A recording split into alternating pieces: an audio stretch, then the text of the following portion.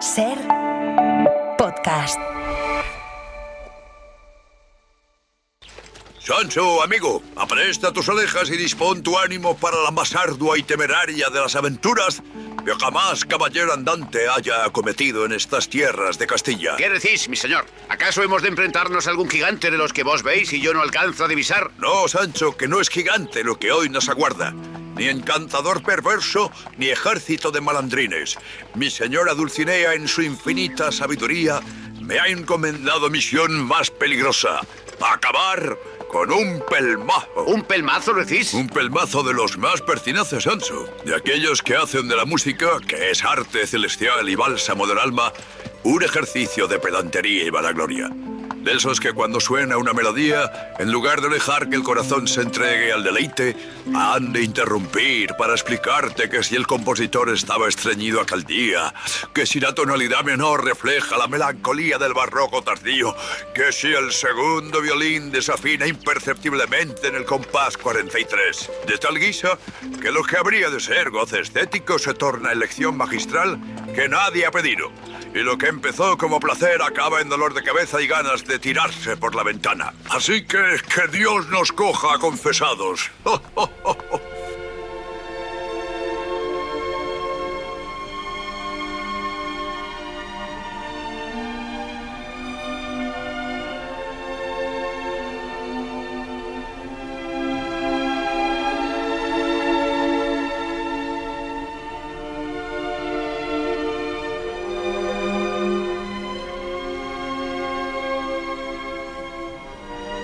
Dos por cuatro, con Rafa Panadero y el pelmazo.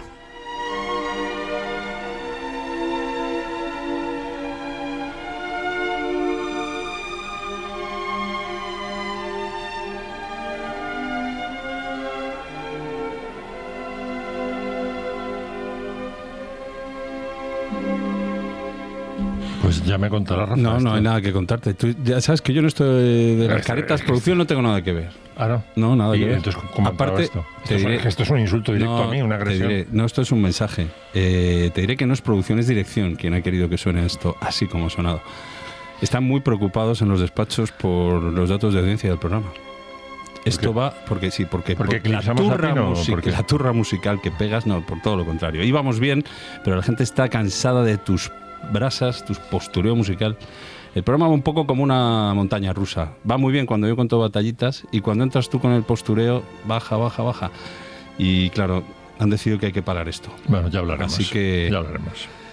Piensa sobre ello. Entiendo en todo caso que esta careta que han encargado, que ha sonado con homenaje a Fernando Rey, a Quijote, pues encaja muy bien a Cervantes, ¿no? Encaja muy bien con los invitados de hoy. Uh-huh. ¿Has preparado la presentación como te corresponde? Sí, tolerada para todos los públicos. Eso te iba a decir, con ese enfoque que buscas, ¿no? Sí, de que lo entienda un niño de 8 años. Exactamente. A ver. ¿Puedo proceder ya? Procede, por favor. Presentar al primer invitado. Bueno, pues hoy nos visita un señor que nació muy lejos, en Chile, pero que se vino a España de pequeñito y aprendió a soñar en madrileño. Se pasaba las tardes viendo películas una y otra vez, como quien lee el mismo cuento hasta sabérselo de memoria, solo que él no se conformaba con escuchar, quería contarlas él mismo. Y aprendió a contar historias que dan miedo sin que aparezcan monstruos, porque los fantasmas de sus películas son de los que no se ven, pero se sienten, como cuando entras en una habitación vacía y notas que ahí ha pasado algo. Ha ganado premios muy gordos y ha trabajado con actores muy famosos, pero lo que más le gusta es sentarse al piano y componer músicas que hacen que las imágenes hablen todavía más alto. Alejandro Amenábar, bienvenido a la isla. Muy buenas. Gracias por venirte. Alejandro es director de cine, guionista, compositor, 11 premios Goya, un Oscar. Su última película es El cautivo. Antes de eso la lista sería larga, pero bueno, Tesis, Los otros, Mientras dure la guerra, Mar adentro.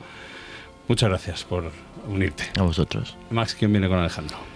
Pues con Alejandro viene su mago, que no hace trucos con cartas ni saca conejos de una chistera, sino que hace magia con una cámara de fotos. Es un señor que pasea por las calles de Madrid buscando tesoros que los demás no vemos. Caras que cuentan historias, gestos que duran un segundo, gente que va a lo suyo sin saber que está siendo hermosa. Él dice que Madrid tiene un filtro especial que todo lo vuelve castizo, hasta a los raperos. Y ha hecho tantas fotos que podría empapelar la Gran Vía entera, porque lleva años cazando instantes como quien colecciona mariposas. solo que las suyas están vivas y siguen volando dentro de sus fotografías. Quique Carvajal, bienvenido. Ay, qué bonita presentación, muchas gracias. Bueno, hay cosas que hace bien Max, no todo por desgracia, pero esto de las presentaciones lo hace bien. Quique es fotógrafo freelance, te has quedado, Max, con la parte de Madrid, que está muy bien, pero Quique también ha trabajado en la selva de Camerún, en los campos de refugiados saharauis del Sáhara, en Madagascar, en Mozambique. Algo más de lo que has contado ahí. En todo caso, para que lo entienda un niño de 8 años no está mal. Bueno, ya sabéis la idea del programa, ¿no? Vienen parejas de amigos, parejas profesionales, han venido hermanos también, todo tipo de parejas. ¿Vosotros qué tipo de parejas sois? ¿Amigos caninos, podríamos decir? ¿O? Sí, somos una extraña pareja, pero que surgió en el parque, yo paseando a mi perro que tenía antes, Kiko, y él en realidad fue tu madre, que paseaba a sus perros, así entramos en contacto y un día ya apareció este señor y pues hubo conexión. En realidad tú decías antes que sí, yo creo que tenemos poco en común, pero el caso es que nos vamos juntos. La entrevista. Cada verano nos vamos Gracias juntos de por venir. vacaciones. Hasta luego. Cada verano nos vamos juntos de vacaciones y, por cierto, nos peleamos bastante por la música que suena. ¿Por qué te has quedado boquiabierto y ojiplático cuando oías a Alejandro, Quique? Porque yo estaba paseando a mis perros. Es verdad que mi madre dijo, mira, está Alejandro Amenábar, vamos a decirle algo. Y yo dije, mamá, no le digas absolutamente nada. No me hagas pasar vergüenza, ¿no? Sí, eso es. Y luego, pues poquito a poco, pues nos pasábamos todas las mañanas ahí desayunando tranquilamente y desde ahí, que hace 15 años. Eso te iba a decir, ¿cuánto ha pasado de esto? ¿15 años? 15 años. Solamente, sí. Bueno, pues ya sabéis, la idea es, os vamos a preguntar por algunas canciones que os llevaríais a una isla desierta porque os gusten, pero sobre todo porque os traigan buenos recuerdos en esa situación de estar en una isla desierta, o malos, que sean momentos importantes en vuestra vida, para bien o para mal. Y luego os pediremos también, para acabar, que elijáis una canción que no soportaríais escuchar en esa isla, que os haría saltar al agua para buscar tierra firme a nado. Así que si os parece empezamos ya con el lío. Alejandro, ¿cuál sería tu primera canción? Yo tengo aquí señalado Mazinger Z. Supongo que no soy muy original, pero evidentemente marcó a toda una generación, que la mía yo creo que es un poquito anterior a la de Quique. Es más viejo, y sí. ¿Cuánto más se puede decir? 4 años, yo creo, sí. Eso no es nada. Y Rafa, ya nos llevamos 15 lo menos. Y así estamos. Pero vamos, cuando se emitió Mazinger, ¿tú qué tendrías? Tú eras un muy crío para ver Mazinger. Yo veía Mazinger de pequeño, pero la televisión era prácticamente la misma. O sea, que no había otra cosa que ver. No había cambiado mucho. Y pues sí, sonaba la melodía y fue un impacto. Fue esos dibujos, ese diseño, ese concepto. Hoy muchos de los conceptos supongo que serían políticamente incorrectos, pero... Tetas fuera, ¿no? Claro, sí. Pechos fuera, ¿no? Era... y siempre ganaba Mazinger, iba en defensa de Afrodita. Pero bueno, el tema molaba mucho. Yo creo que es la traducción del tema original japonés y yo recuerdo que se me ponían los pelos de punta cuando lo escuchaba.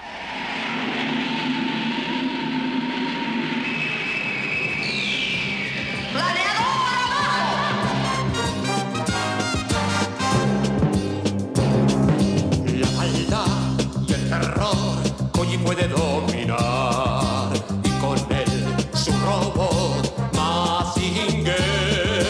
Mazinger es fuerte y bravo, es una furia. No pueden con él, preparado a combatir está. Es inmortal, el robot siempre lucha por la paz. Su amistad y su amor Koji puede controlar. O sea que te enganchas, Alejandro, a Mazinger Z, a la cabecera. ¿Sobre qué edad? Yo tendría, pues imagínate, el 70 y muchos, yo tendría 6, 7 años. Esto empieza... Me parece que acabo de reconocer en la letra, dice fibrado. Creo que ha dicho fibrado. El robot estaba fibrado. Esto se emite, empieza a emitirse a finales del 78 y Televisión Española la retira en enero del 79.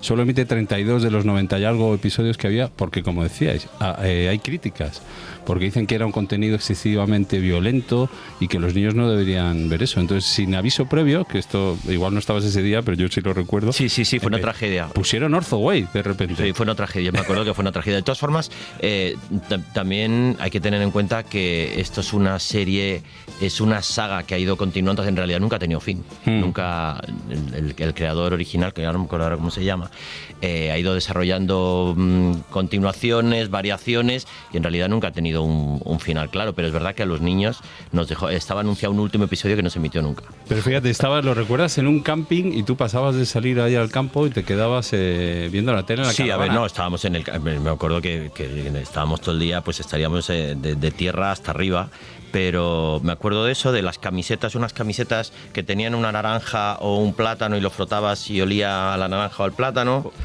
Lo que pasa es que yo creo que no, de hecho el primer episodio lo pillé empezado, porque yo recuerdo cuando anunciaron esta serie y ya solo los dibujos fue un impacto brutal. Y cuando fueron a emitir el primer episodio, mis padres no estaban en casa, a mí me llevaron a la casa de los vecinos. Y cuando pusieron la tele ya estaba el episodio empezado, me acuerdo de aquello. Y luego los siguientes, pues debió coincidir varios fines de semana que estábamos en el camping. Mis padres iban a un camping con la caravana, querían un poco reproducir el tipo de vida que hacían en Chile, que a ellos les encantaba ir con la caravana de un lado a otro. Y sí, luego pues no sé cómo seguiría viendo la serie, supongo que en casa, pero yo era muy de casa. O sea, cuando estábamos en Madrid, que en realidad era Getafe, y antes de eso Parla. Mis padres, el primer sitio, el destino en el que vinieron cuando llegamos a España fue en Parla.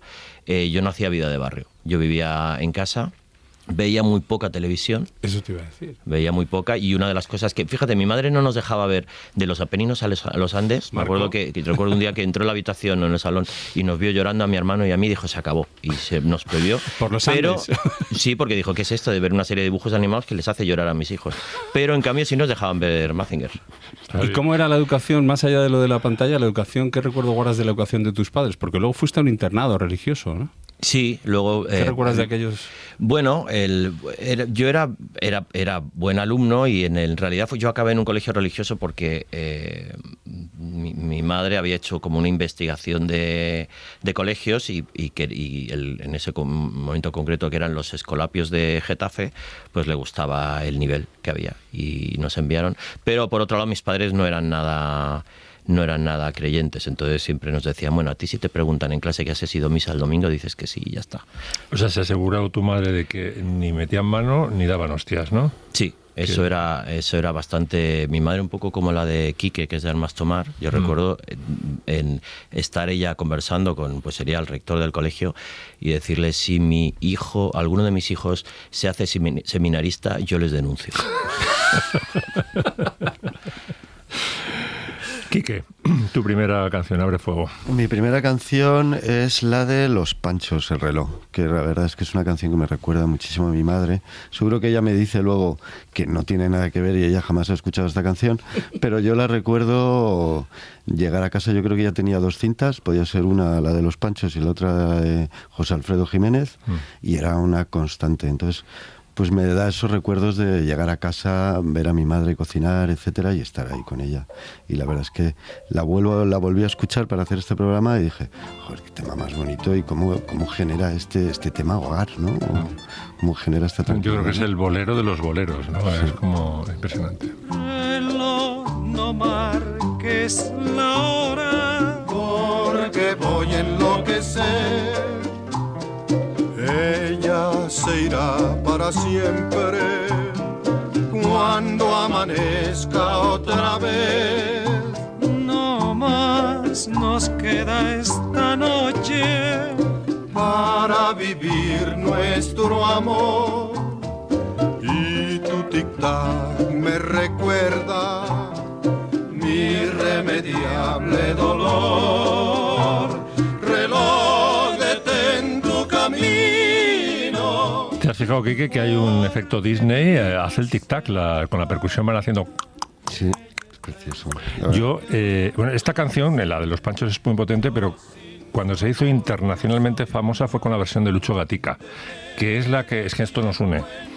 La que escuchaba mi padre, y mi padre se descojonaba porque Lucho Gatica, en el intento de hiperemocionar el bolero, que ya es muy emocional, hacía una cosa... tápate los oídos, Rafa. No, lo estoy viendo venir, Voy a soltar un palabra un poco oculto, y él tiene alergia a la cultura. Lucho Gatica hacía epéntesis, que es cuando te inventas sílabas para parecer más sensible. Y entonces dice, detén el tiempo en tus manos, haz esta noche Perpetua. Hacía Oh. todo lleno. La versión de Lucho Gatica estaba todo lleno de péntesis y de vocales inventadas para cargarlo de emocionalidad. Queridos oyentes, no se vayan todavía. Va a haber otros asuntos y otros comentarios en este programa. Epénticos, ¿cómo has dicho que se llama? Péntesis. Epéntesis. Es aquí que le ha pasado lo que a todos los oyentes que están diciendo, pero ¿quién es el pedante ese que está hablando ahora en la radio? Bueno, pero acaba de aprender una palabra nueva. Bueno, eso Estoy muy también, todos los días se orgulloso. aprende algo. Lo hace mucha gente. Yo creo que Luis Miguel también hace péntesis. Sí. Luis Miguel también cantaba esta canción. Sí, sí. Alejandro, Oye, ¿cuál sería tu...? Por cierto, que esta canción podría haberla incluido yo. Mi madre habría estado feliz porque esto sonaba en mi casa también. Mi madre le encantaban los boleros y le encantaban los panchos. O sea que esto podría. Sonaba en mi casa, de hecho, A cuando yo pesar era de que crío. Alejandro diga que no tenemos nada en común, tenemos muchas al final. cosas en común. A ver si vais a ser hermanos. Tú. Prácticamente. Bueno, en Chile solo viviste año y medio, ¿no? De ahí no tienes recuerdos musicales, ¿no? Si tengo un recuerdo, solo es uno, que había un disco de Disney, que era Pepito Grillo, contaba el cuento de Pinocho, estaba narrado por Pepito Grillo, y yo recuerdo, tengo una imagen como Pepito Grillo cantando, Pinocho saltando, y ese disco no lo oí hasta que me compré mi primer tocadiscos en casa, que fue el primer tocadiscos que tuvimos aquí en Madrid, que yo tendría 14, 15 años, con lo cual ese tema yo pienso que lo tengo que haber oído en mi infancia de Chile. Y tienes el recuerdo de metido de un año, ¿eh? Año y medio. Y era narración y música. Era narración O sea, y lo música. de con dame un silbidito. Dame un silbidito. Cuando quieras evitar la tentación, dame un silbidito, claro. Bueno, vamos con... Alejandro, la siguiente tuya. Sí, exacto. Bueno, la siguiente, pues para mí también es muy obvia y estoy seguro que también sería para Juan Antonio Bayona, que es el tema, la marcha de Superman, tema principal compuesto por John Williams, que cuando fui al cine, me acuerdo, me llevó quien es ahora mi abogada.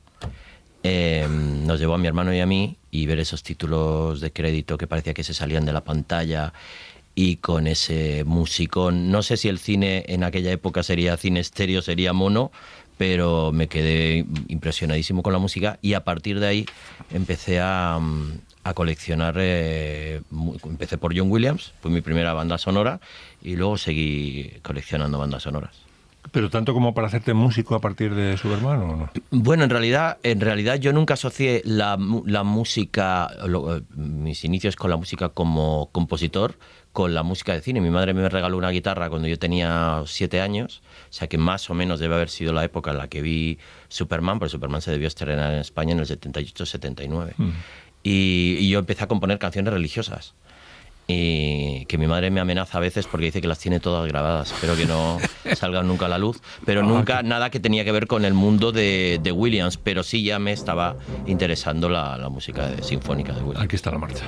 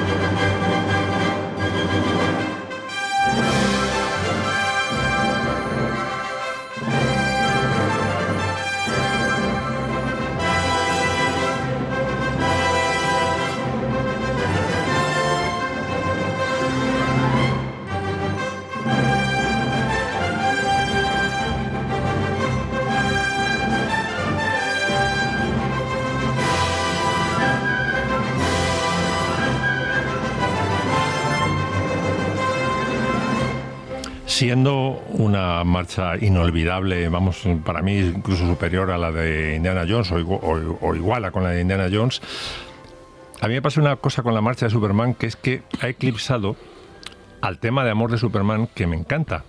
Me refiero a este tema, el tema cuando salen a volar Superman y Lois Lane.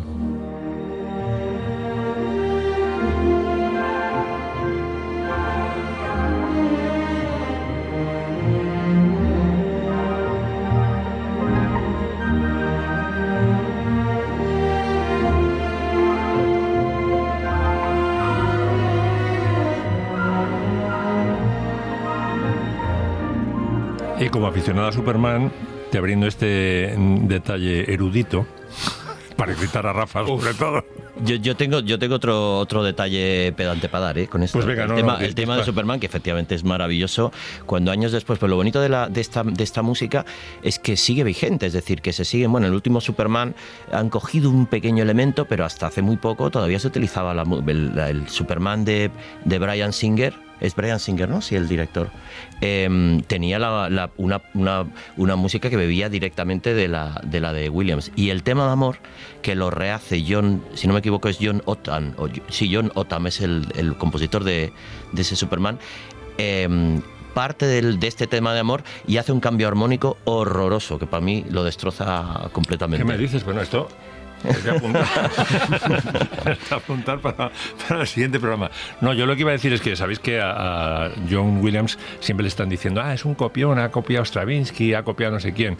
Aquí, en el tema de amor, se inspira en Richard Strauss, en un poema sinfónico que tiene Richard Strauss que se llama Muerte y Transfiguración, donde hay un poeta que no siente que ha estado a la altura, toda su vida se ha comido el coco porque dice, he sido un poetastro, no he dado lo mejor de mí mismo, y cuando muere se produce la transfiguración del poeta en el poeta perfecto que él quería ser, ¿no? Es una transformación, y por eso John Williams va a esta historia de un tipo que se convierte en otra cosa más perfecta, dice, de aquí sacó Clark Kent, que se transforma en Superman. Entonces, fijaros, el motivo de 5 o 6 notas, primero vamos a escuchar uno y luego el otro, y a ver si sabéis cuál es cuál.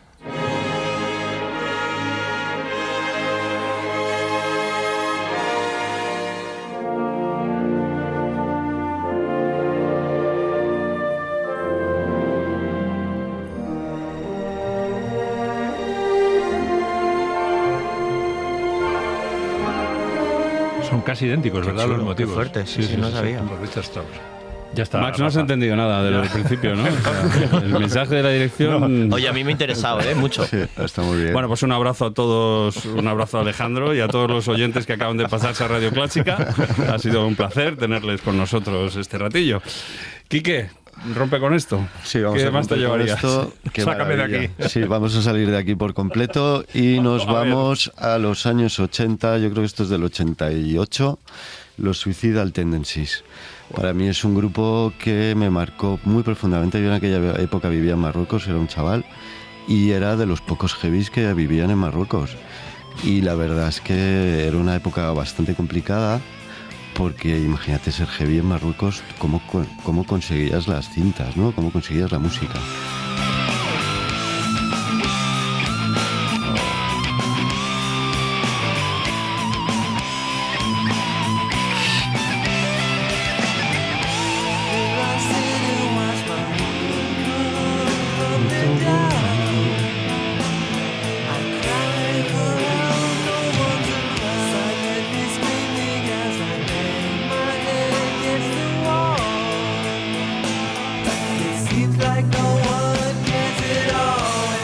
Un saludo a todos los oyentes de Radio 3 que se acaban de incorporar. Quique, ¿cómo conseguís las cintas? Que lo has dejado Yo estoy ahí. esperando a ver qué dice Max de todo esto.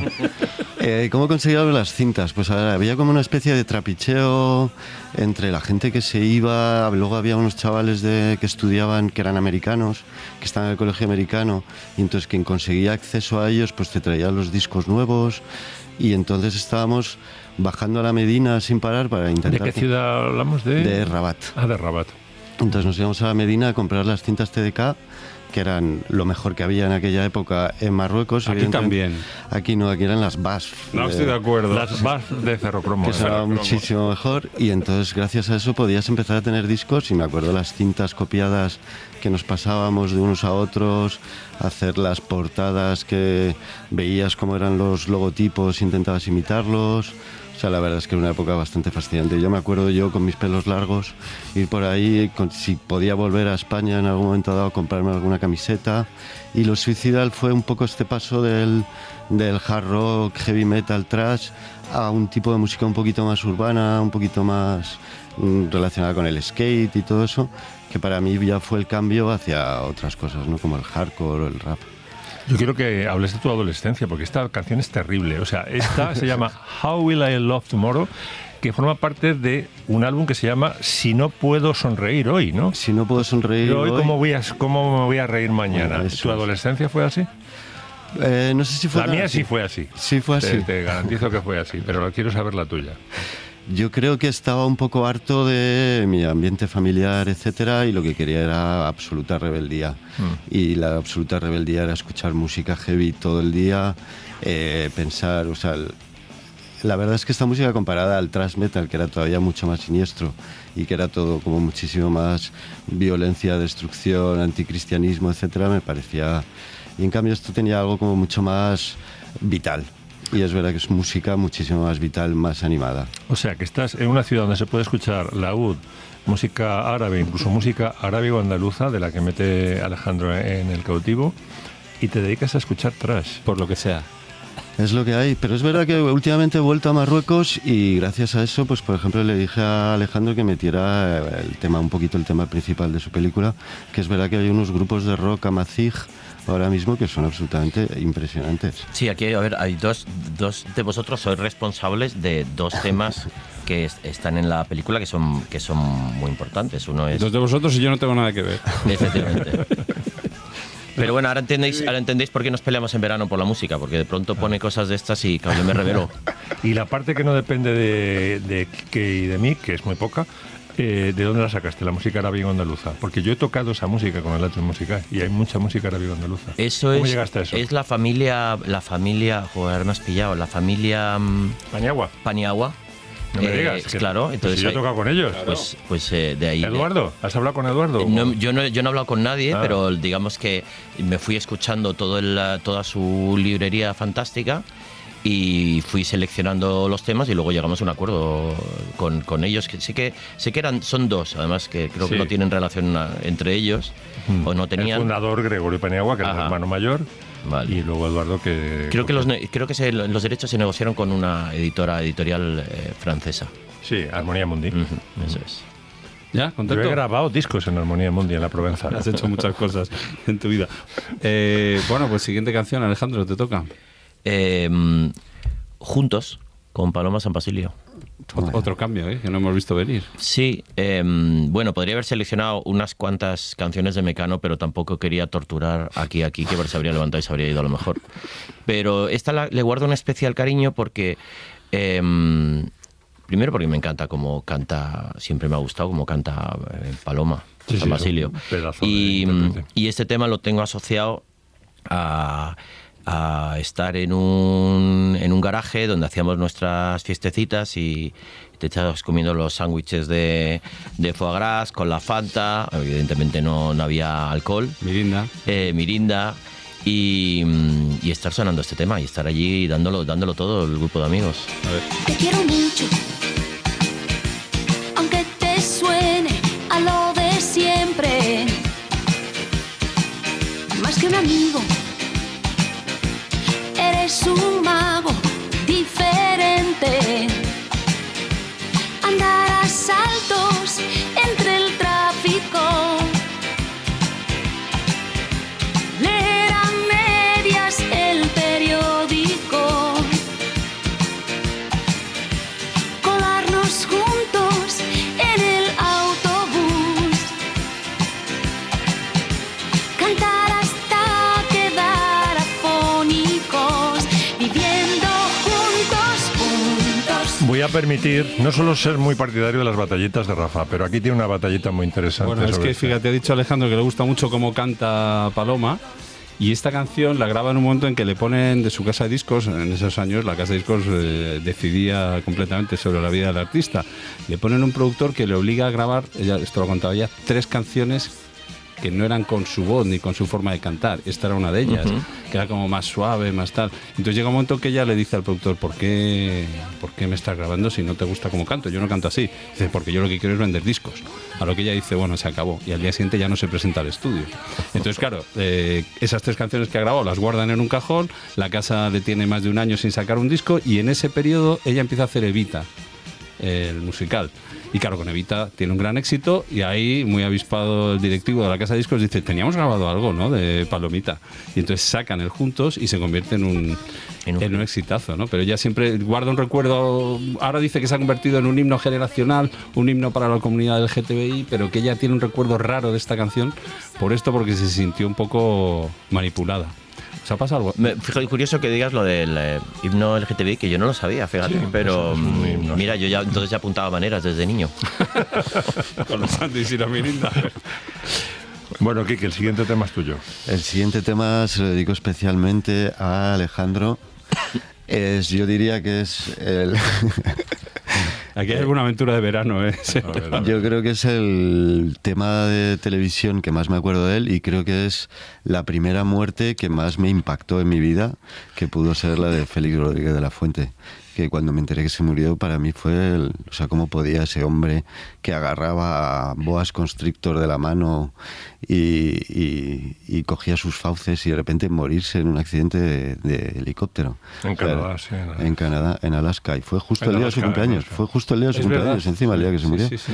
Para mí fue absolutamente traumático y aparte me encantaba, o sea, me acuerdo que coleccionaba todo tipo de cosas relacionadas con animales, con viajes. Los cuadernillos aquellos que salían del kiosco, los cuadernos de Félix. Sí. Y luego Sí, había también como unas fichas, ¿no? Con un clasificador, que me acuerdo Sí. que tenía una ficha con clasificador de todos los animales del mundo y luego ver todos esos viajes que se pegaba por todo el mundo, o sea, para mí fue una inspiración absoluta. Bueno, luego te has pegado los tuyos tú también, ¿eh? Sí.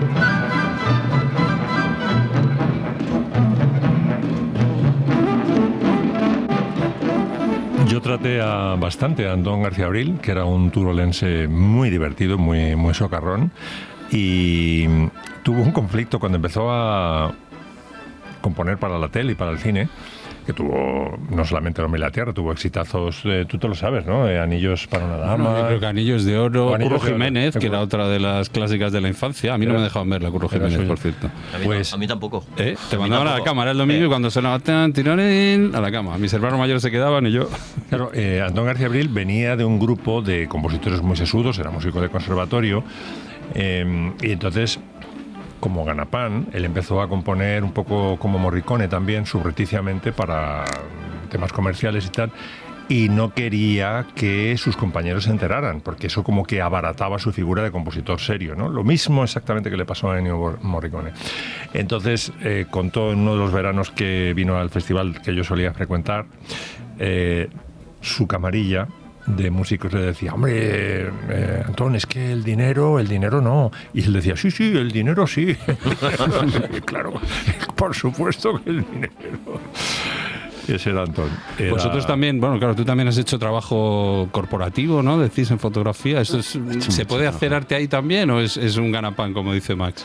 Se puede intentar, pero es verdad que es complicado. Y al final, a ver, yo he hecho mucho trabajo que al final lo considero antropológico. Yo he trabajado tanto en locales de alterne como en hoteles de pulserita y al final todo es tan interesante, pero es verdad que al final lo que te piden es lo que te piden y tiene que ser gente sonriente, feliz o cuerpos que se vendan. O sea que, pero sí se puede hacer cosas interesantes. Sí. ¿Y tú, Alejandro, te queda un buen recuerdo de la parte de publicidad cuando rodaste, por ejemplo, algún anuncio de cerveza o de, bueno, vídeos musicales también, ¿no? Bueno, no, he hecho, probablemente haya hecho 2, 3 anuncios como mucho y videoclip solo he hecho uno, porque me lo pidió Mario Vaquerizo, les hice un videoclip a las Nancy Rubias.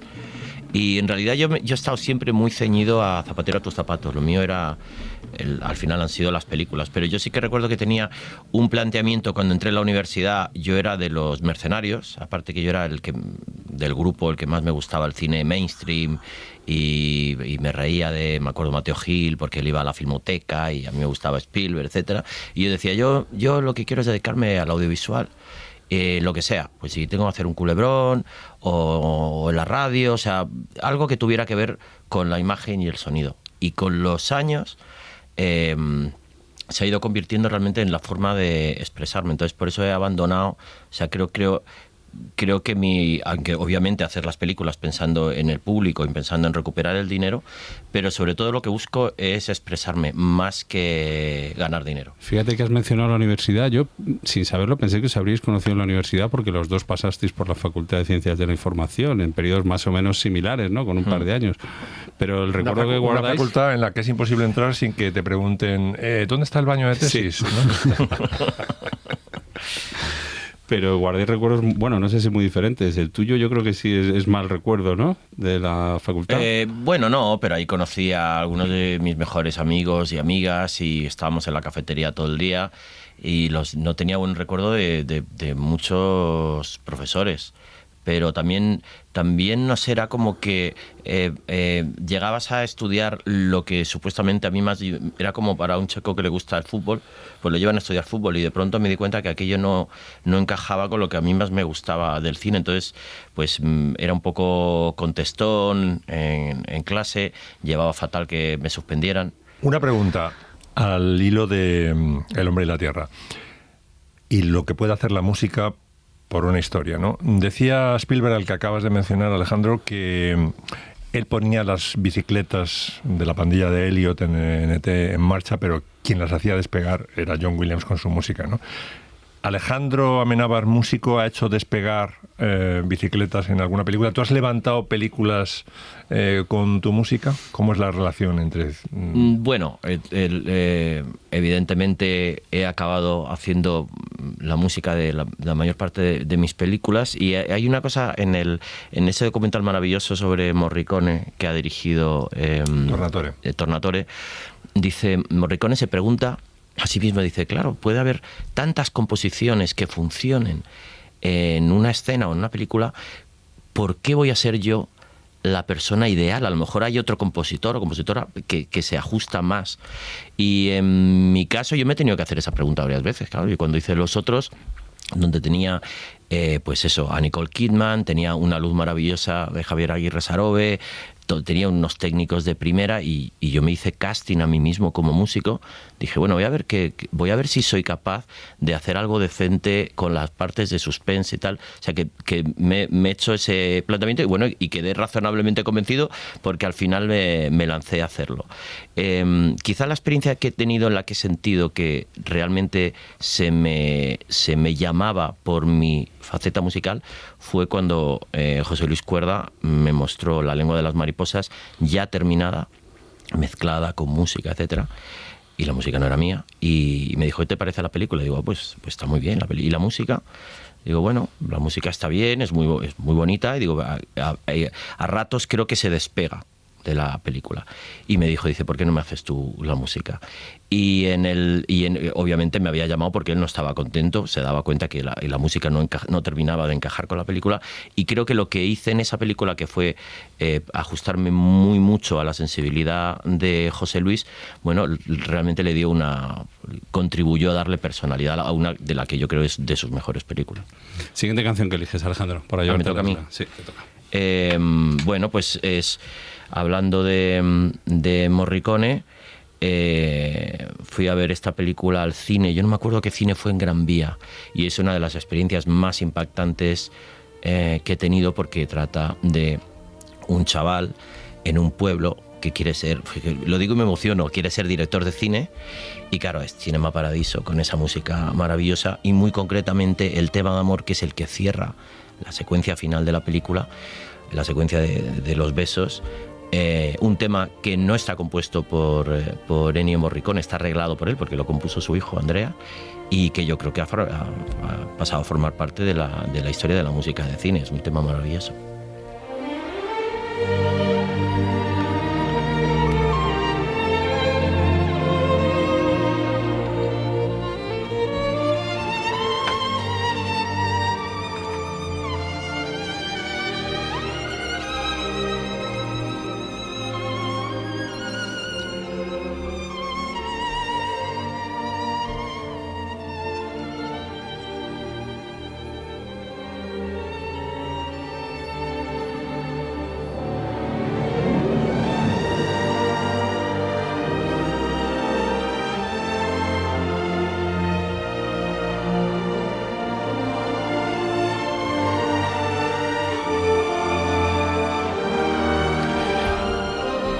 Tú sí conseguiste ser director de cine. El chaval que hacía de Totó de niño tampoco hizo carrera de actor, hizo algún papel más después de aquello, pero luego acabó trabajando de de cajero en un supermercado del pueblo donde se rodó la película. Hola. Sí, en Palazzo Adriano.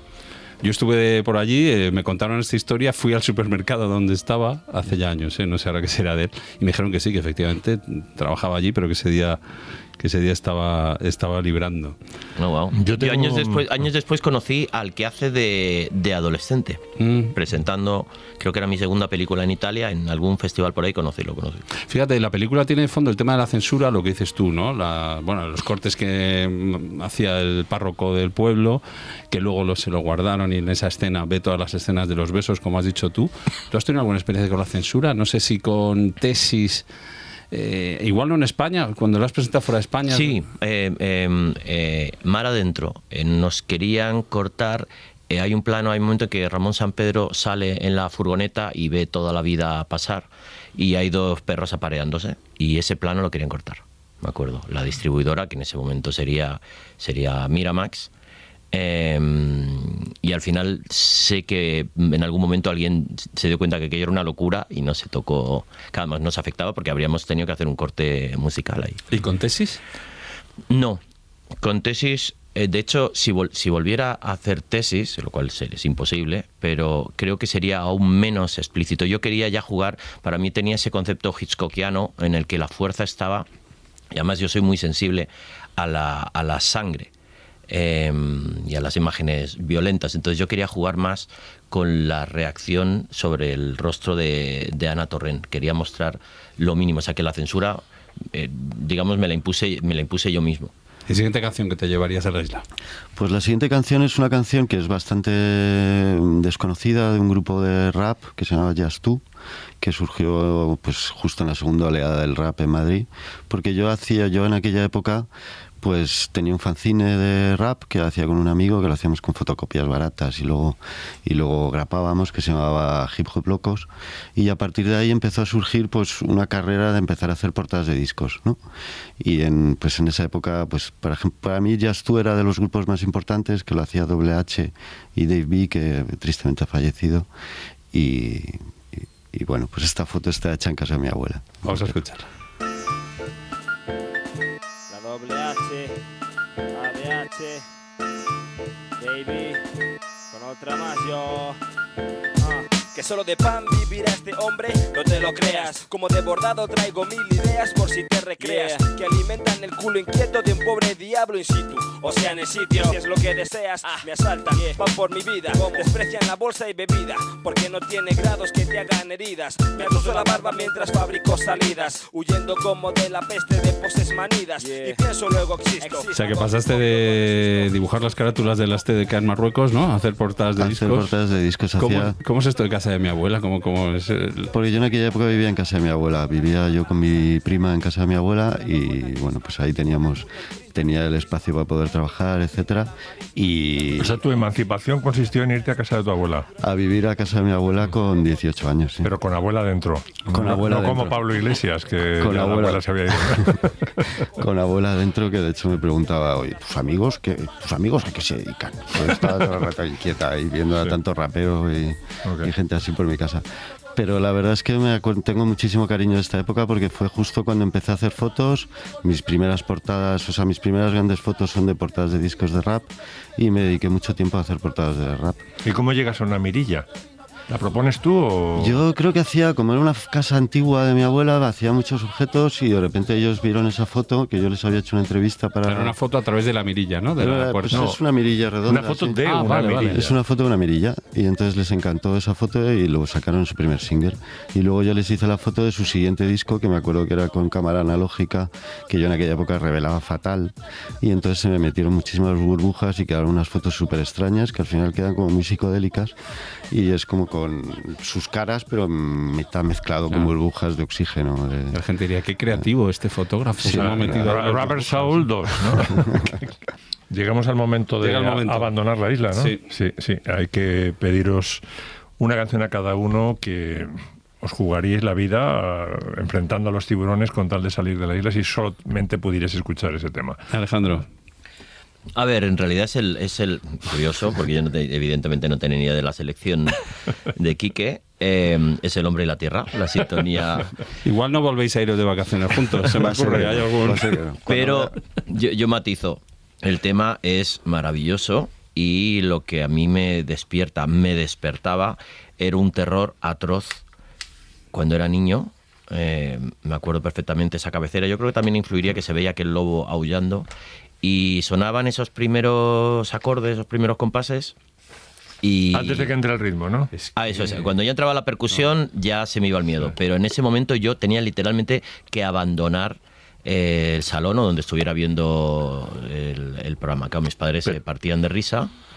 Y luego ya volvía cuando entraba la Pero percusión. eso habla el muy bien. capítulo del lobo dio mucho miedo. Yo como niño también lo recuerdo, el del lobo. sí. Y El recuerdo las lobo. imágenes y aparecía el pastor Sí. el lobo y todo. Sí, qué bien. No lo voy a cantar ahora, el gran cazador. Y el tipo Antonio García Abril, se lo montó con un coro de hombres que imitaban el aullido del lobo. No, te iba a decir, Alejandro, que habla muy bien de tu sistema límbico, el que te asustara No, esa vamos. primera parte, porque claro, en esa parte es como se está cociendo algo terrible. Y entonces tu imaginación iba por delante y dices, joder, va a venir algo muy desagradable. O sea, no estaba sufriendo por lo que estaba ocurriendo, sino porque lo que la música anunciaba que podía llegar a ocurrir. Porque ahí no hay ritmo, es una indefinición, es una música que presagia cosas. Aquí va a pasar algo. Y luego cosas y luego, en cambio, cuando entra el ritmo ya te tranquiliza porque es una música casi china. No sé si tenemos la parte ya del 5x4, taran, taran, es casi una melodía Queridos pentatónica. oyentes, el 5x4... Sí, bueno, así es como consigue que esta es la parte que asusta. Porque dices, No te vayas, Alejandro, aguanta. Aquí estaba en la cocina todavía. ¿Qué va a pasar? ¿Qué es esto? Sí. ¿Verdad? Y ahora cuando entra el ritmo te libera.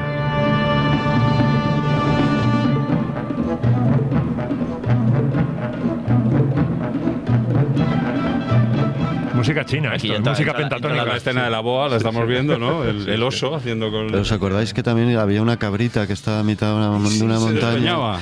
No, venía un águila gigante y se la verdad. llevaba, que eso también era, yo creo que eso Y también sabes cómo generaba muere muchísimo. esa cabrita, ¿no? La despeña, la hija de puta. El águila. Yo esperaba Es de la ley pequeño, de la vida. yo esperaba de pequeño que eso no pasase, que realmente estaba rodado y que luego eran todos amigos. Nos va a costar unas cuantas sesiones de psicoanalista esto. ¿Con cuál te dirías tú de la isla, Quique? Porque ahora hemos creado aquí un conflicto. Porque claro, suena esta, Yo esta Alejandro se se la va, dedico. tú te quedas. Yo esta se la dedico a Alejandro también, porque yo creo que cada uno nos iríamos a una isla por separado. Esta es Maquíllate de Mecano, que de verdad es de las canciones que más grima me ha dado en toda mi vida. No me mires, no me mires, no me mires, no me mires, no me mires, déjalo ya. Que hoy no me he puesto el maquillaje. Mi aspecto externo es demasiado vulgar para que te pueda gustar. ¿A qué época la asocias de tu vida? ¿Qué recuerdos te trae? Me acuerdo de las camisetas con Hombreras. que me parecían las cosas más atroces. Y me acuerdo de los pijos. Entonces era como, esta música relacionada con los pijos, yo no puedo ser esto. Esto es horrible. Pero es verdad que luego lo escuchas con la edad y dices, joder, pero Mecanos, la verdad es que es un grupo que ha sido único y que ha hecho unos temas bastante únicos y que que nunca jamás ha sido... O sea, que no hay otros grupos que se parezcan y que hayan sido parecidos. Pero para mí en aquella época era, esto es un mundo en el que no quiero estar metido y que me parece atroz. Bueno, igual tenéis que hablar de lo del hombre y la tierra cuando salgáis de aquí, a ver si llegáis a un... Y de Mecano también, a un porque a acuerdo. él le encanta Mecano. Es que Maquíllate, pero es que tú tendrías que ser muy... Si yo era un crío cuando Maquíllate, y yo lo debo haber bailado también en esos guates que nos hacíamos. Conjuntos. Tú lo habrás revisitado después, pero el tema tiene años, ¿eh? Sí, debe ser del... Pero Mecano es que duró 71. años. Mecano entre un Sí, tema sí, y otro duró muchísimos años. Sí, pero casi este, 15, si no es el primero, Este el es el segundo primer disco, el del reloj. Que debe ser el año 81, creo yo. Bueno, Max, siempre decimos que no nos gusta cerrar con una canción que no les guste a los invitados. Yo creo y que siempre te toca elegir a ti Una música que les puede unir es la música del Cautivo, porque él está como director, guionista y músico y Y yo estoy de cameo. efectivamente, Soy el pero un Cautivo. cameo espectacular, porque cuenta un poco tu cameo para irnos con la música del Cautivo. ¿Qué haces? Soy el cautivo liberado número 1. ¿Eres un fraile de dónde? No soy fraile, Ah, no no, eres un yo, fraile, estaba, ah. yo estaba ahí en la prisión, llevaba años en la prisión y de Es un repente... ratonero. Y de hecho nos generó cierto conflicto porque yo pensaba que iba a ir solo un día a hacer el cameo y al final resultó que tenía que ir 4 y el último día no pude ir porque justo me estaba divorciando y entonces... Moraleja, no vuelvas a meter a un amigo en la película. ¿Le metes por amigo porque le ves talento? No, mi ayudante de dirección vino a decirme, dice, no se puede ir, es que tenemos que rodar un plano, que nos queda un plano por rodar de la escena. Digo, búscame otro figurante. No te Y divorcies. de hecho hay un fallo de raccord ahora, está visible, porque hay un señor con barba en el plano general. Pero tú ya habías hecho de figurante en otras, ¿no? El Día de la Bestia. Había ¿no? salido en el Historias Día de la Cronen. Bestia, Historias del Cronen también, y también salgo en Mientras dure la guerra, cantando el himno, vestido de legionario. O sea, tienes ahí toda una carrera como ¿Todo extra. esto cómo se cobra en negro? Como todo, ¿no? Pura amistad. Bueno, Pues venga, vámonos con esta. Los molinos. Los de la Mancha.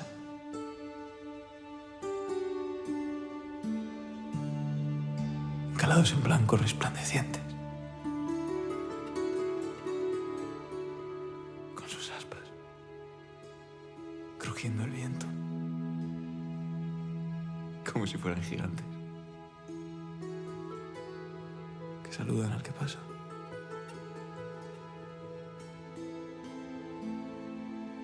Y sin importar que sea más pobre que una rata. Que por cierto, luego de esta hay una... Bueno, ¿le doy? Sí. Este tema ya sabes que nace del tema que tú sugeriste, Máximo, la fantasía de Mudarra, que es un tema precioso, y busqué la manera de encajarlo en la película. Hay un momento en el que literalmente uno de los prisioneros se pone a tocar la guitarra, y luego me di cuenta que era un tema que cuando evoca Cervantes o Miguel ese pasado de los molinos, pues podía tener sentido. Es uno de los bloques temáticos de la película. Y es un tema que a mí me resulta muy curioso. Esto lo he discutido con Lucio Godoy, con mi productor musical, porque el tema, en su recta final, para mí tiene un problema de armonía. Y yo, que soy un osado, me atrevo a decir que... Ahora sí me voy a poner súper pedante. Hay un momento en el que... Yo te voy a superar. No, tú puedes. No, Alejandro, tú puedes. El problema es Max. Hay un momento para mí muy desafortunado armónicamente, que si tenéis un minuto lo buscamos, en el que la melodía es que le falta, es medio tono. Las notas tienen que subir medio tono, una de ellas, en cada vez que va dibujando ahí la melodía, y creo que quedaría arreglado. O sea, yo lo que creo que pasó es que Mudarra lo estaba tocando como él le gustaba.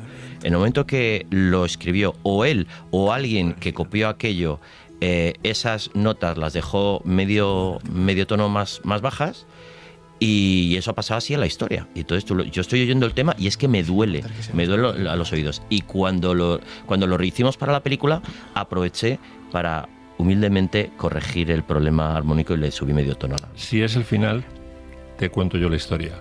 Mudarra era un transgresor, y entonces en esa parte que hay muchas disonancias, él pone en la partitura, en castellano del siglo XVI, desde aquí hasta cerca del final, hay algunas falsas, es decir, algunas disonancias. Tañéndose bien, ¿qué quiere decir? Tañéndose a toda velocidad, uña de caballo, no parecen mal.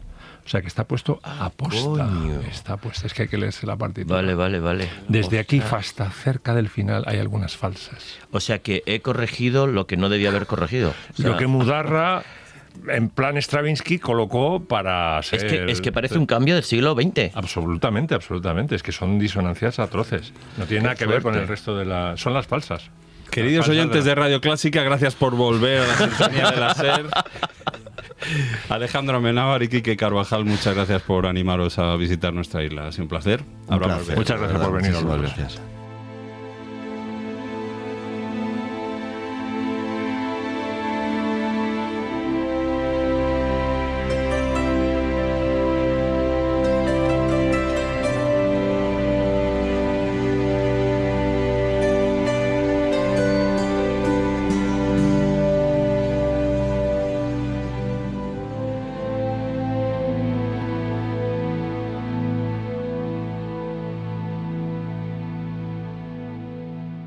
Para no perderte ningún episodio, síguenos en la aplicación o la web de la SER, Podium Podcast o tu plataforma de audio favorita.